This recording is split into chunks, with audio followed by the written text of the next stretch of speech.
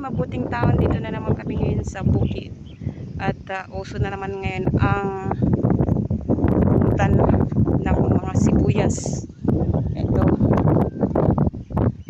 Kaya ilang araw na nandito sa bukid. Dahil dito sa mga sibuyas. Ayan guys. Daming sibuyas ano. Ayan. Ito po siya ay hindi pa nabubunot. Ayan. Pwede na siyang bunutin. Ayan. Hanggang dun. Binubunot na nag-iba yung mga pwede nang mabunot. Ayan. At tingnan ko nga si gaya niya no. Pwede naman nang kunin. Tingnan ko nga yung ginagawa nila. Kagaya po niyan. Yan.